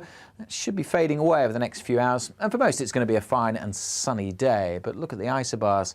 Follow them all the way up to the north. That's where our air is coming from. That's why it is so cold out there. And these two little weather fronts have been providing more showers through the night and still providing a bit of sleet and snow for Wales, southwest England and down the eastern side of England as well, and across northeast Scotland. So, as I said, it could be quite icy out there this morning. Just bear that in mind. The showers do tend to fade as we go through the day. We'll keep one or two close to the east coast of England and northern Scotland, but for many it's a dry and bright day with quite a bit of sunshine, and those winds will be easing down, not as strong or as bitter as yesterday, but it's still going to be cold, 3 or 4 degrees at best for most of us. Quite quickly this evening, we'll see a frost reforming as the cold air sits in place, but then we start to see wet weather coming into Northern Ireland and across Scotland, hitting the cold air. That could provide some snow to lower levels for a time across Scotland, but even also further south, Northern England, East Wales, the Midlands could see an hour or two of snow, and that works its way towards eastern England at first thing in the morning. These are the minimum temperatures, but actually, as we go towards dawn, those temperatures will start to rise. So although we could see snow for a time, it'll soon turn back to rain. So it's mostly a wet start across the south. As I say, we could see a few flakes of snow across East Anglia and the southeast for a time tomorrow morning. But turning back quickly to rain, that area of rain clears, but it looks like we'll see further rain coming into the southwest as the day goes on. Quite a grey day then for England and Wales, but brighter skies further north tomorrow. Quite a bit of sunshine, just a few showers across the far northwest. Temperatures here 7-8 degrees, but in the south it's going to be milder again tomorrow. We're back up to double digits. Goodbye. Canary Islands sponsors the weather. You're watching GB News live across the UK and the world on our digital stream. GB News is Britain's news channel. We are the UK's home of discussion and debate from all perspectives. We are here for you. Don't forget to join our YouTube community by clicking on that subscribe button. And if you want the GB News app, you can click and catch up on programmes anytime. We love to hear from you, so email us. GBviews at gbnews.uk. Thanks for being part of the GB News family. My name is Andrew Doyle. Join me every Sunday evening at 7 p.m. for Free Speech Nation. This is a show where we address current affairs and news stories of the week with the help of two wonderful comedian panellists. I brought in comics because I want to give it a lighter edge, and also they work for less. See you there.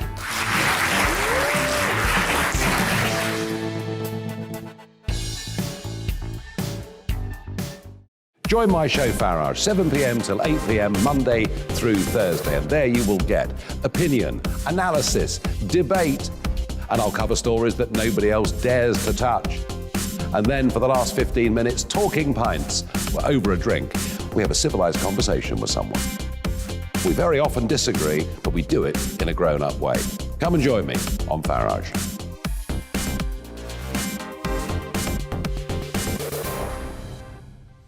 I'm Colin Brazier.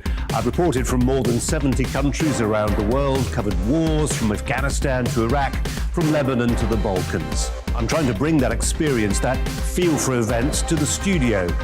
And something else. I'm ready to give an opinion. Today's stories with a spark. Brazier from 8 p.m. weekdays on GB News. Join us for the Political Correction. We're here every Sunday to correct politics and put you, the people, back in charge. We talk about all areas of the United Kingdom, including Northern Ireland. Our debate goes way beyond the Westminster Village. It's about the real country. It's about your opinion. So please, we want you to tell us what you think. This is the political correction. Every Sunday morning from 10 a.m. here on GB News.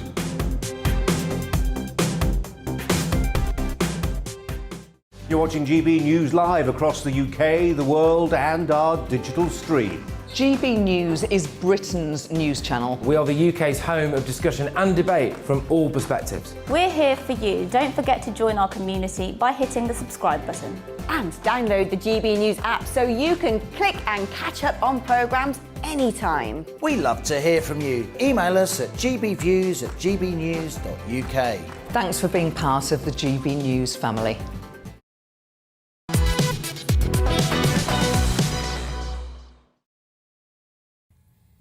Good morning, everybody. Now, owners of pubs, bars and restaurants across the UK are warning they're already seeing Christmas party cancellations and no-shows because of fears around the new Omicron variant. Yes, well, it's been reported that the restaurant group Gusto Italian saw 1,000 no-shows across its 12 restaurants last month. So how is the hospitality industry reacting to all of this? Our North West of England reporter Bradley Harris is at a restaurant in Manchester. And Bradley, please do tell us how much of an impact of the Omicron variant is having on business owners. Bradley.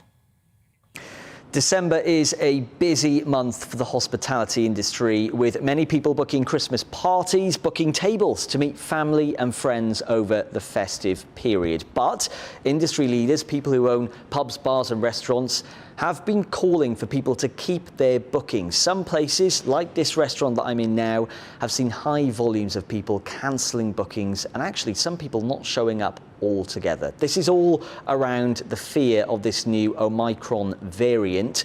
Of course, there are other reasons that people cancel too, but certainly people are having concerns over their safety. Of course, the government is still trying to work out how much of an impact this variant will have on people's lives. But with me now, I've got Antonia, who's the brand sales manager at Gusto Italian. Thanks so much for joining us on GB News. I just want to ask you, how much of an impact has Gusto Italian seen in terms of people cancelling in the last week or so, as we've seen these announcements on restrictions from the government, this new variant? Is it having an impact? Absolutely, and it's really quite instantaneous as well. You know, as soon as that announcement came out from the health chief saying don't socialise, cancellations went through the roof instantly. That evening we had a really high no-show rate. No-shows are normal, you know, you do get them, but it's certainly increased since that announcement. And this week especially, with so much uncertainty, mixed messaging, we've just seen our cancellations for the whole of December skyrocket. It's gone massive. Yeah, I know Sasha Lord, the nighttime economy advisor for Greater Manchester, did speak out about this and said that mixed messaging is having an impact on operators, staff's mental health. Of course, we're talking about the Prime Minister Boris Johnson, who came out and said, don't cancel your Christmas plans. Hours after a senior UK health official said, actually limit your social contact. When somebody doesn't actually show up to a booking, just spell it out for us. What does it mean for the business? Well, when you think about what goes into that booking, so you have a certain amount of covers booked for the week. You do your rota, so you pay staff to come and cover those shifts. You order the food, you order the drink, you decorate your restaurant because you know you're going to be busy, you get your menus printed. There is so much that goes into what we assume is coming into our restaurant. We plan for that so much. So when we get a high number of no-shows, it just cuts money straight out of the business. It affects everybody. We have to send staff home if there's no one for them to serve. The hours get reduced. We just can't plan. We can't plan anything. And especially at the moment when we've had such an awful year, we've been open and closed. We just can't operate like this. It's not sustainable for us and for any hospitality operator. Well, it has certainly been a turbulent time for the hospitality industry. Good to chat to you. That's Antonia, the brand sales manager at Gusto Italian. It's interesting, isn't it, how people are starting to see the impact from something like a new variant. Of course, like I say, there are other reasons why people cancel bookings, why they don't show up, but certainly there is an impact from this new variant. It'll be interesting to see how much of an impact it will make in the next few weeks.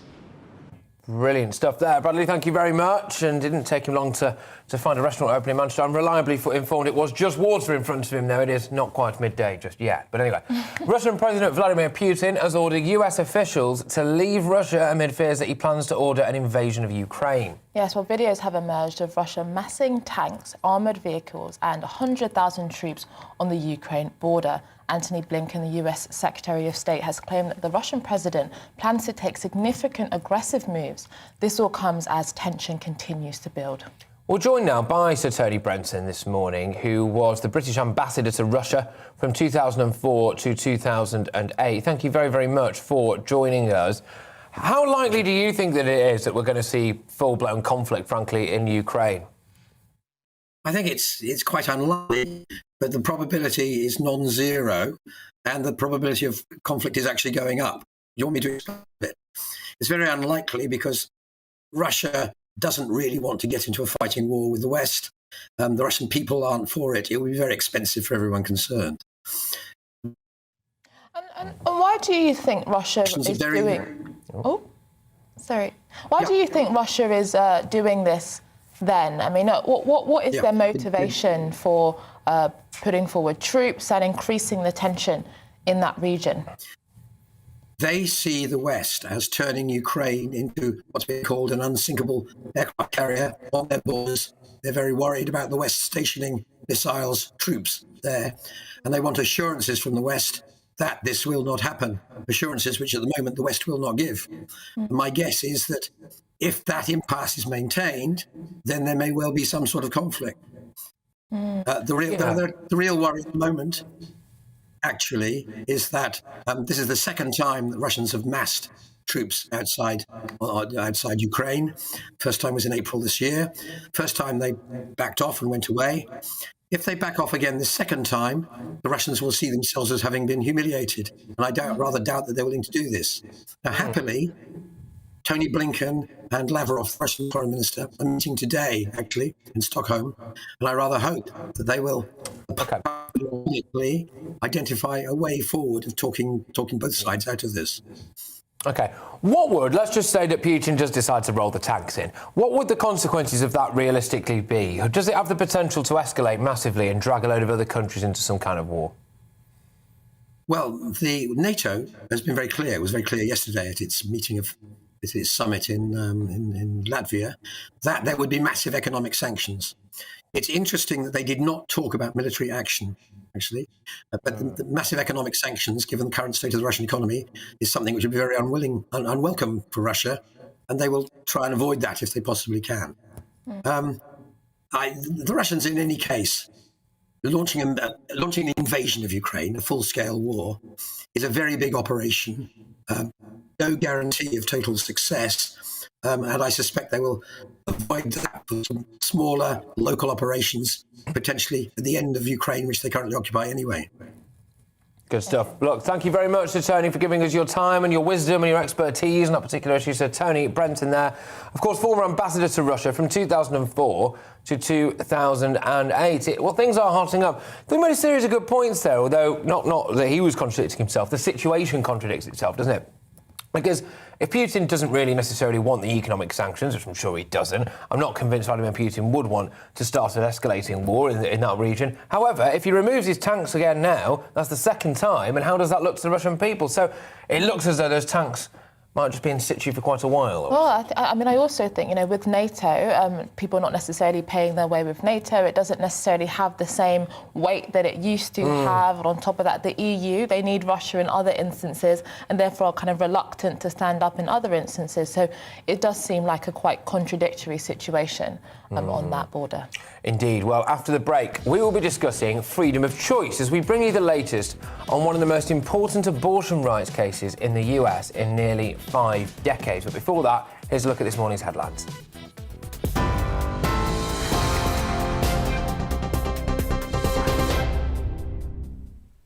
I'm Rhiannon Jones. Here are the latest headlines. A new COVID antibody treatment has been approved for use in the UK. Clinical trials found Xevudy cut hospital admissions and deaths by 79% in those at risk of developing severe disease. The government has also secured 114 million jabs for potential booster campaigns over the next 2 years. Scientists believe they've found the trigger that causes rare blood clots after Oxford AstraZeneca vaccines. A team from Cardiff and the US thinks it now understands how the vaccine can sometimes cause a chain reaction in the immune system. It's hoped the findings will help prevent and treat blood clots in the future. The Mail on Sunday has lost its Court of Appeal challenge against the Duchess of Sussex. That's after the paper published a personal letter from Meghan Markle to her estranged father. In a statement, she said that the invasion of privacy is a daily fail and that her victory again cements that the paper broke the law. Voters are heading to the polls in the Old Bexley and Sidcup by-election. 11 candidates are contesting the seat, which has been a Tory stronghold for decades. It was triggered after the death of former Cabinet Minister James Brokenshire in October. The Ministry of Defence has set a new target for female recruits, aiming to more than double the number by 2030. It follows a landmark inquiry into the treatment of women in the armed services. It found that 64% of veterans and 58% of those still serving experienced bullying, harassment and discrimination during their careers. And Christmas shoppers are being warned against relying on positive reviews for their online purchases. The National Trading Standards says there's been a rise in criminals writing fake reviews to sell poor products. Government figures show they potentially influence £23 billion of UK consumer spending every year. You're right up to date. I'll be back with more on all of today's main stories at the top of the hour. See you then.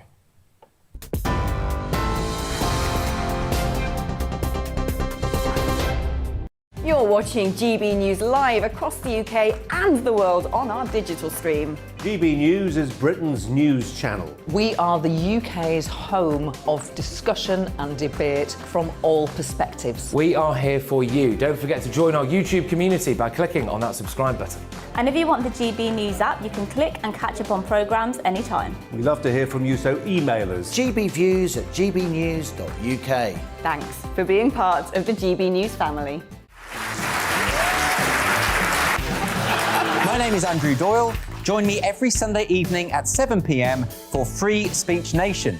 This is a show where we address current affairs and news stories of the week with the help of two wonderful comedian panellists. I brought in comics because I want to give it a lighter edge, and also they work for less. See you there.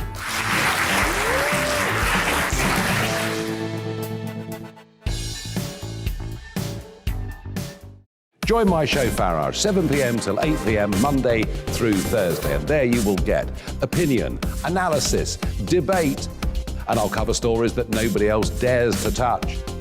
And then for the last 15 minutes, talking pints. We're over a drink. We have a civilized conversation with someone. We very often disagree, but we do it in a grown-up way. Come and join me on Farage.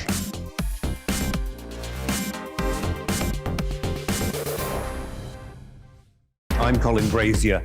I've reported from more than 70 countries around the world, covered wars from Afghanistan to Iraq, from Lebanon to the Balkans. I'm trying to bring that experience, that feel for events, to the studio.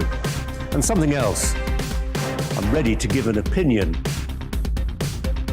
Today's stories with a spark. Brazier from 8 p.m. weekdays on GB News.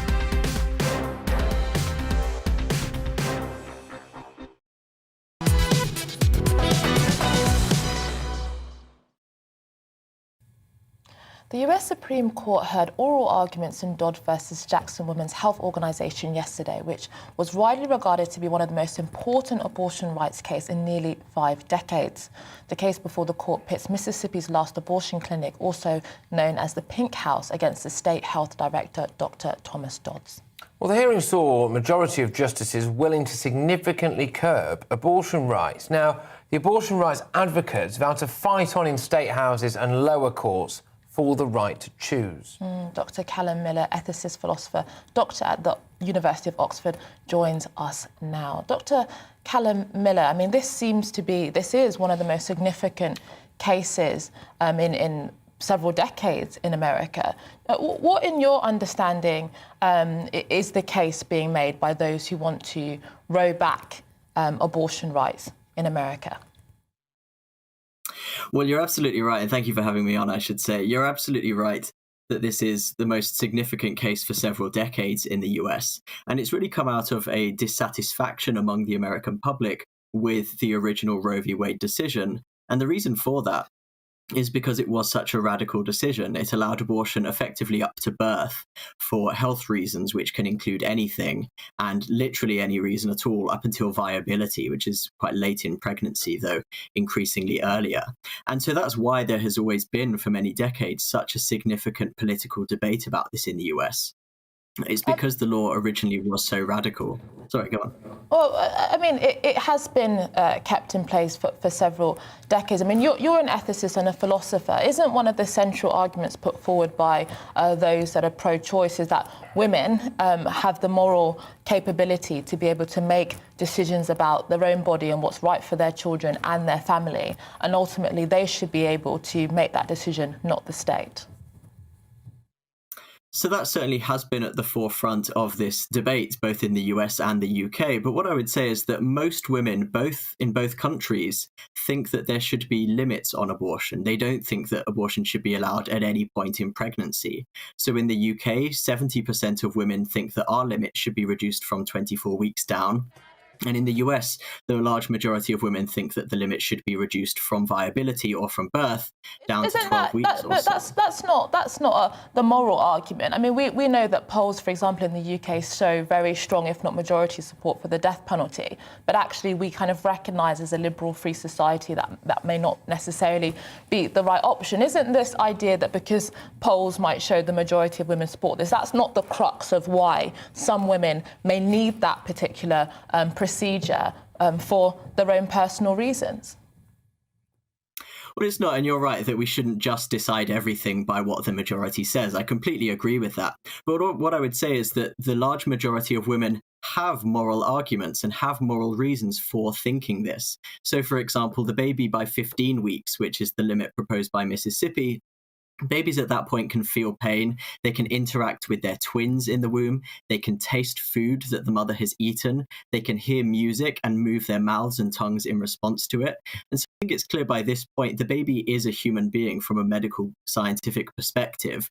And that's the moral argument, is that there has to be a limit in a way to protect both lives and to keep up with the scientific advancements, which over the last few decades have shown more and more the reality of life in the womb. OK, what about, though, in the cases of rape and incest? Because my understanding is that this current case over there at the moment would mean that you couldn't get an abortion if you were, even if you had both those things, even if you were raped by your own brother, for example, you wouldn't be able to abort that baby.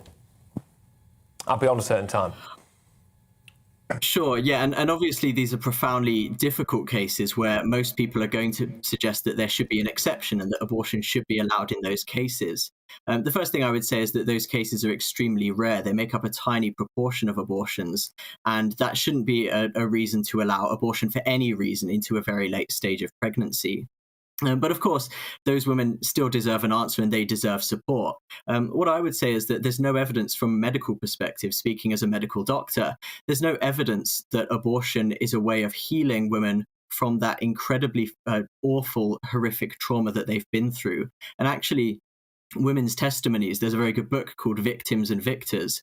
Women's testimony when they have been through abortion after rape say generally that it didn't help them, whereas having the baby offered them an opportunity to heal. Now, I'm not minimizing the trauma. You're speaking about some women. And so I think, you've read a book and that has had some testimony and anecdotal evidence. But clearly, some women believe that it is something that is necessary for them. And I think, it's not just obviously cases of rape and incest and those horrendous things, but oftentimes it may be a mother that has, 3 children already and has made a decision for her family that she may not want, another child. Why do you want to take that right away from those women? Well, I think the issue here is that all of us would say that there should be some limits on abortion. We would all say that abortion should not be allowed in the 3rd trimester, for example. And most of us would say that shouldn't be allowed even if the woman has been the subject of a horrific crime.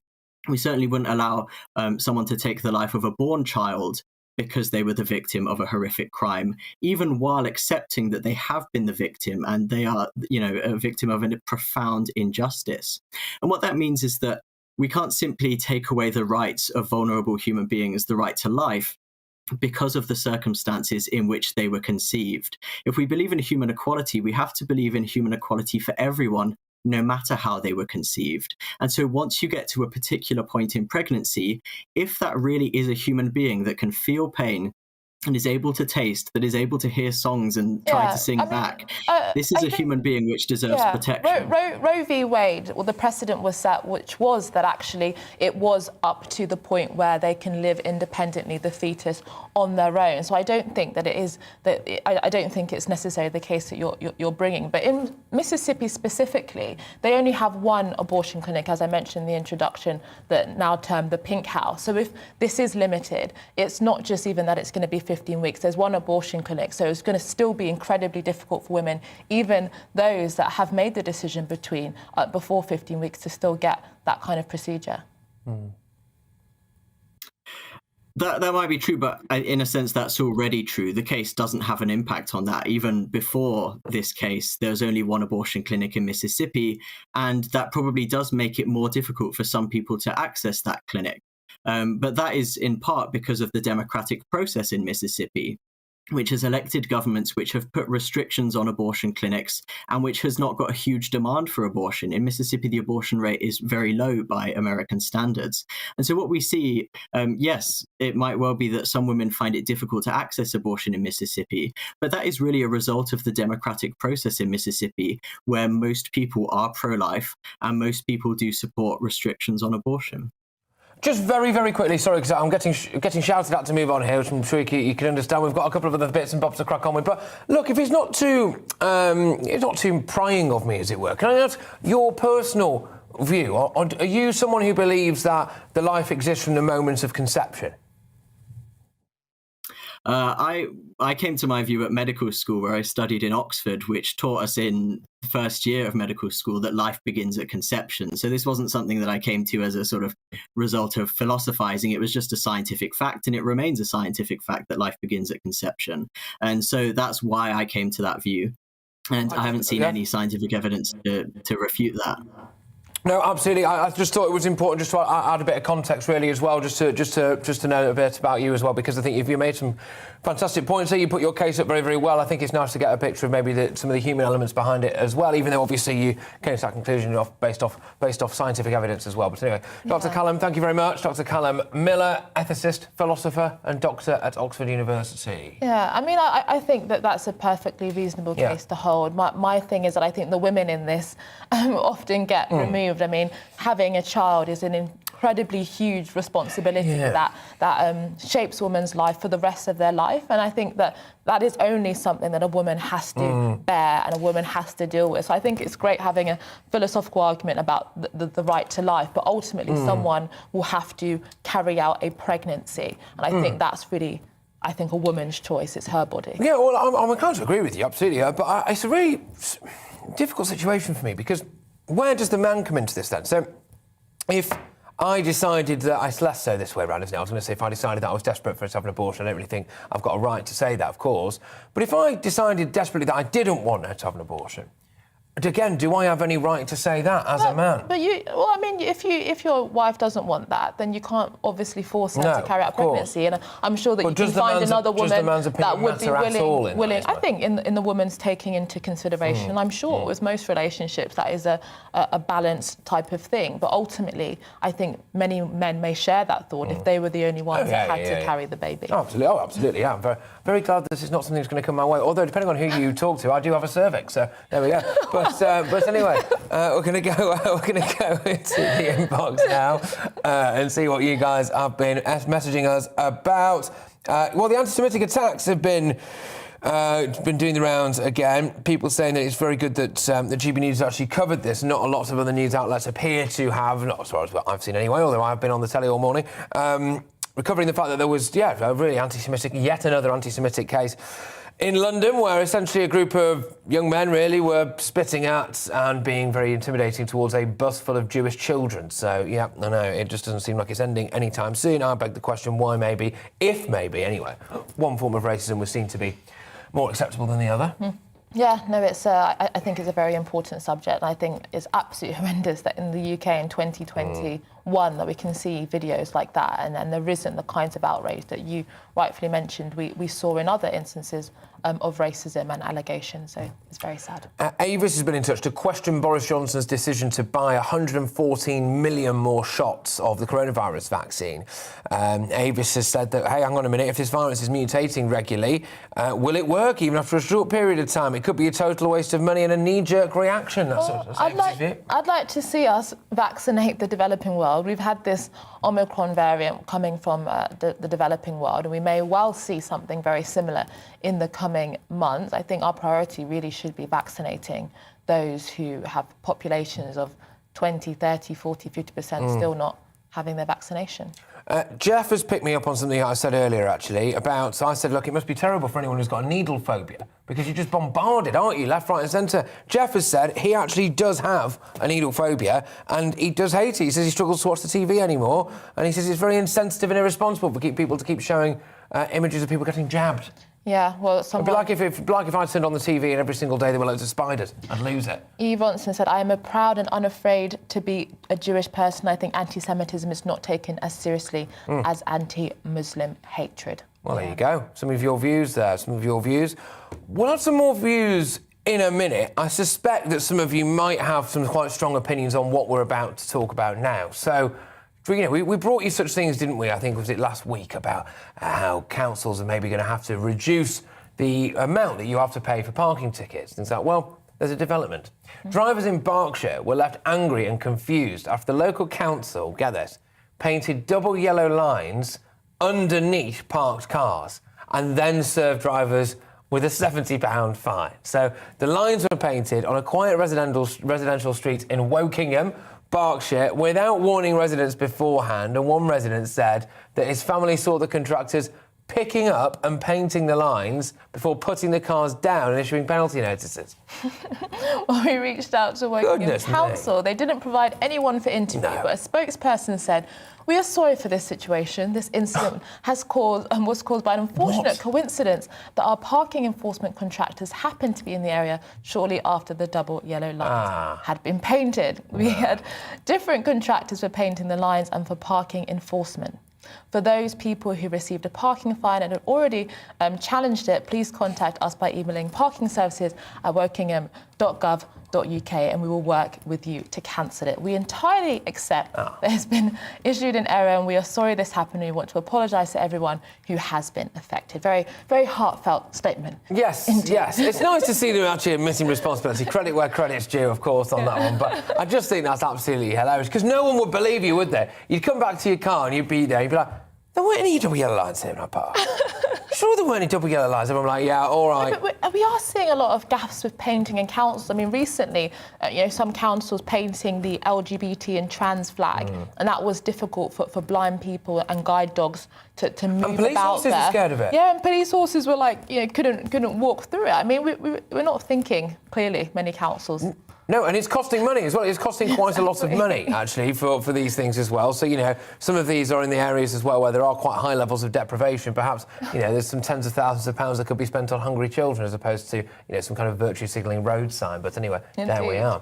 Well, you can do this one. This is a nice little happy one, I think. Well, I hope it is. Anyway. Well, I read the first few lines of it. Well, the world's rarest sea turtle washed up on Talaka Beach in Wales yesterday, 5,200 miles away from its tropical home. The Kemp's Ridley turtle, which is native to the Gulf of Mexico, was found on the freezing beach of Flintshire Beach by a couple walking their dog. It was motionless but miraculously still alive. Raphael was named for the cartoon ninja turtle. Is now being kept at Anglesey Zoo.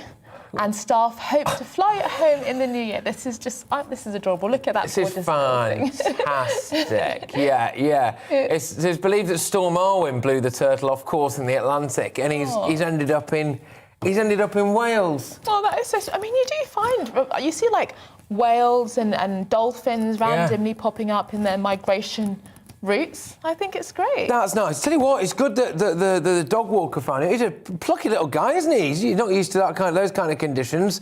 I wonder what he makes of Anglesey.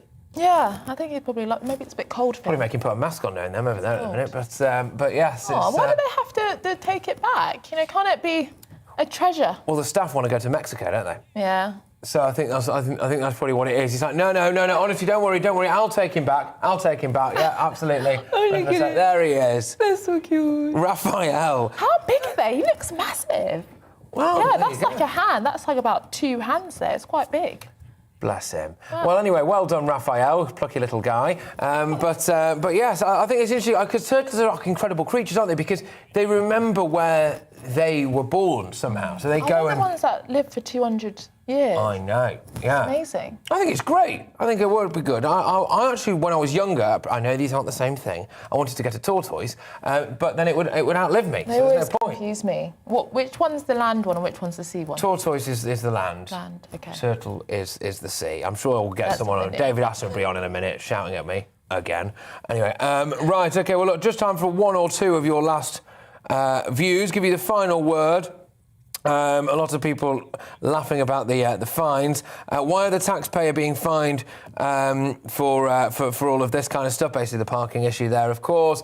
And also a lot of people just basically saying that it's a good job, but they feel nice that we actually decided to raise the anti-Semitism issue that was taking place as well in this country. Yes, one mayor said no child should be aborted at a late stage when it's shown that babies have survived miscarriages at a similar point in pregnancy. Is it wrong? Well, I mean, even in the UK, if there is evidence of significant fetal abnormalities, then we can actually, in the UK, abort up to birth, and there is an ongoing debate whether or not that is something that should be the case. Well, look, that's it from us here at To The Point, but make sure that you don't go anywhere, because up next is the briefing with the wonderful Gloria De Piero. We will be back at 9:30 tomorrow morning, I understand it, but anyway, we'll see you then. Thank you very much, everybody, for tuning in.